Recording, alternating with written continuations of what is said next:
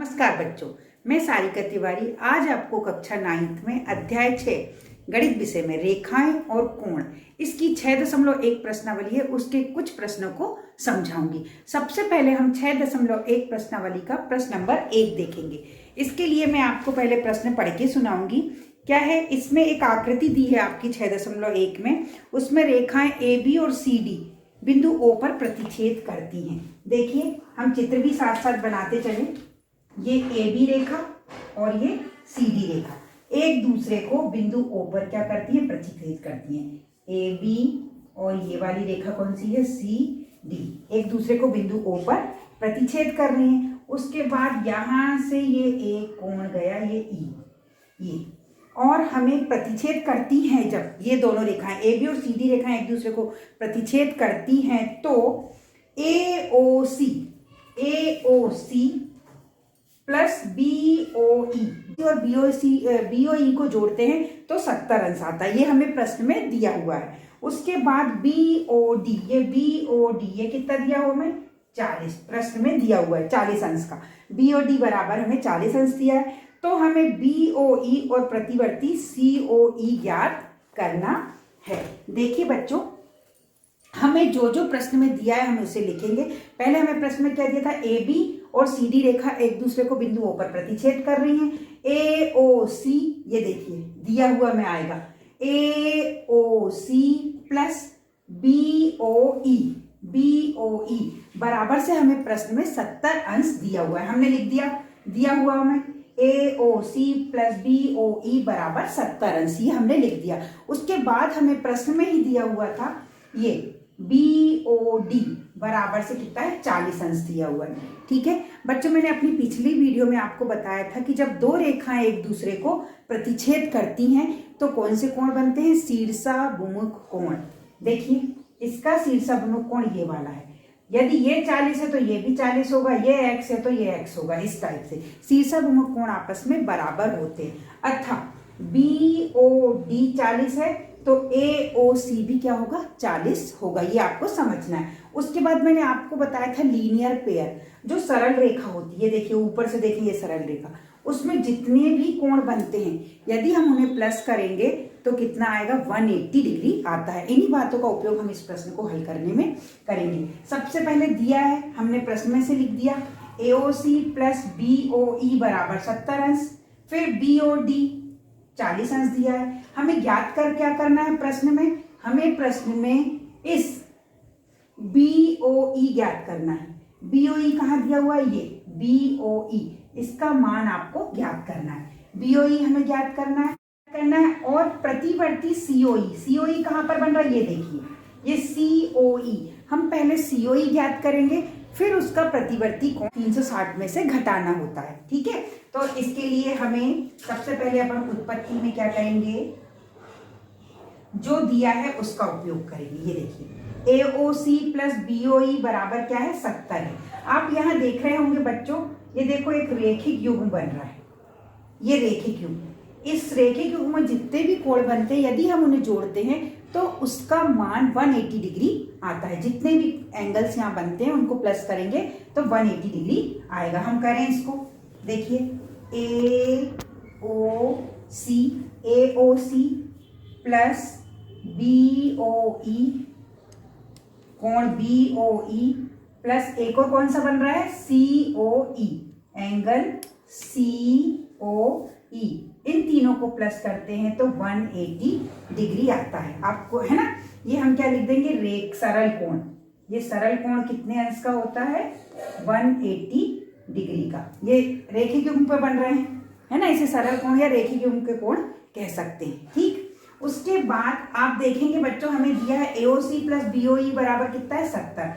हम इन दोनों की जगह क्या रख दें, 70 अंश 70 degree plus angle C O E equal to बराबर से 180।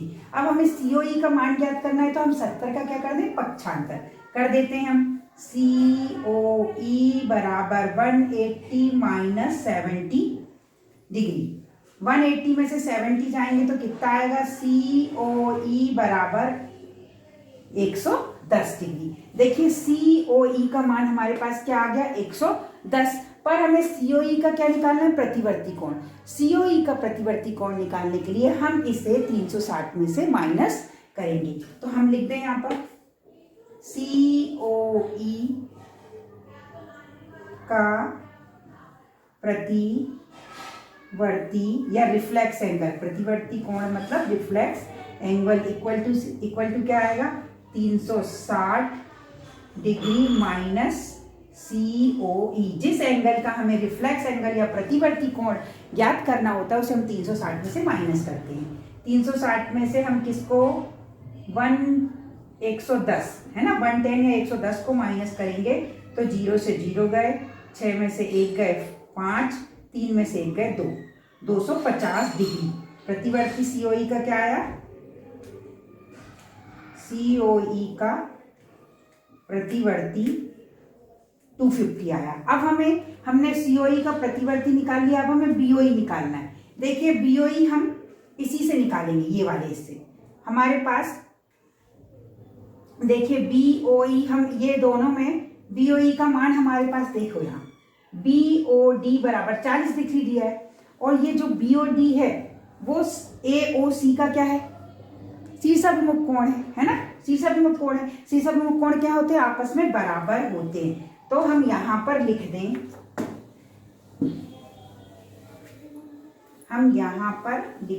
क्या लिखेंगे यहाँ पर, देखिए यहां पर हम लिखेंगे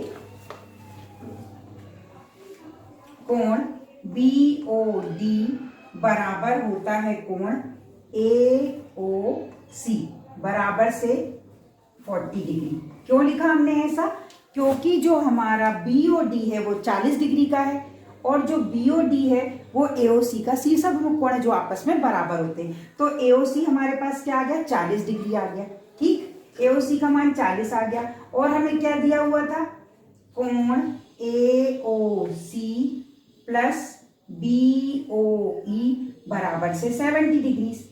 अब हम इसमें एओसी का मान यहां से रख दें। एओसी का मान हमने कितना निकाला, 40 प्लस बीओई बराबर से 70। हम 40 का क्या कर दें, पक्षांतर, तो बीओई पक्षांतर करने पर चिन्ह बदल जाते हैं।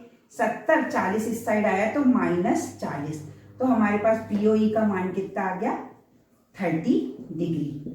तो इस प्रकार हमने बीओई भी निकाल लिया और सीओई का प्रतिवर्ती भी निकाल लिया है। हम अगला प्रश्न देखेंगे, प्रश्न नंबर 2। इसे हम पढ़ेंगे। पहले क्या दिया हुआ प्रश्न नंबर 2 में, देखिए रेखाएं XY और MN बिंदुओं पर एक दूसरे को प्रतिच्छेद करती है। ये देखो XY और MN रेखाएं एक दूसरे को क्या करती है, प्रतिच्छेद करती हैं बिंदुओं पर। और POY कहां पर बन रहा है, POY ये POY ये क्या कितने डिग्री का दिया हुआ है, 90 डिग्री का, 90 अंश का दिया है। हमें A अनुपात B बराबर 2:3 दिया है, तो C का मान ज्ञात करना है। ये हमें प्रश्न में दिया हुआ है। जो दिया हुआ होता है हम उसे लिख लें। POY बराबर, ये POY बराबर 90 अंश है, आपको पता है ना। ये देखो मैं बताती हूँ, ये लाइन ये पूरा 180 का होता है, ये पूरा क्या होता है, 180 का होता है। यदि इतना 90 का है तो इतना भी कितने का होगा, 90 का। अब इसको मैंने 2 भागों में बांट दिया। कौन कौन से 2 भाग हैं इसके, A और B। जब हम A और B को जोड़ेंगे तो भी कितना आएगा, 90 आएगा, क्योंकि ये 90 बचा हुआ भाग कितने का होगा, 90 अंश का। उसमें जो भी 2 बने चाहे 3 बने, जब हम उनको प्लस करेंगे तो 90 का आएगा। इसका मतलब है A + B बराबर कितना आएगा, 90 अंश आएगा। हमें कोण C का मान ज्ञात करना है। तो इसके लिए जो जो दिया है हमने लिख दिया। POY बराबर 90 अंश, तो हम लिख दें P कोण PO, ये POX बराबर 90 डिग्री। अब POX में ये देखिए POX, इसमें 2 कोण बन रहे हैं। कौन कौन से कोण बन रहे हैं, A और B। यदि हम A और B को प्लस करें तो वो कितने के आना चाहिए, 90 अंश के आना चाहिए। यदि हम A और B को प्लस करें तो 90 के आना चाहिए। ठीक, अब हम यहाँ पर मान लें, ये देखो A और B का अनुपात क्या दिया हुआ है, 2:3। जब भी इस प्रकार के अनुपात दिए हों तो हम उन संख्याओं को K के साथ मान सकते हैं। k है, x है, कोई भी चर राशि। हमने देखा, देखो a बराबर हमने क्या माना, 2x मान लिया और b बराबर 3x मान लिया। a और b, a प्लस b बराबर क्या दिया है, 90 दिया है। तो हम इसमें मान रख दें, देखो a बराबर 2x प्लस b बराबर 3x, दोनों को जोड़ेंगे तो 90 आएगा। ठीक, 2 और 3 कितने हो गए, 5। जो भी चर राशियां होती हैं हम जब जोड़ते हैं घटाते हैं तो उनके आगे के गुणांकों को जोड़ते हैं घटाते हैं। 3 और 2 5, किस चीज को जोड़ा, x को, बराबर से 90। x का मान निकालने के लिए 5 को बटे में लाए तो 90 बटे 5। 5 से 90 को काटेंगे, देखो 5 एकम 5, कितना बचा 4, तो 5 अट्ठे 40। x का मान कितना आ गया, 18 अंश। अब हम इसको इस x के द्वारा a और b के मान निकाल सकते हैं। तो a बराबर आएगा 2x, यानी 2 गुणित 18, 18 दूनी 36 आ गया।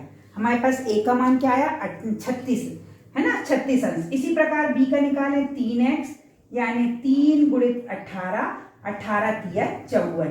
a का मान 36 और b का मान 54 आ गया। ठीक है बच्चों, अब देखो इन दोनों को आप जोड़ रहे हैं तो 90 भी आ रहा है। 6 और 4 10 की सुन, हासिल का 1, 5 और 3 8 और 1 9, 90 आ रहा है ना।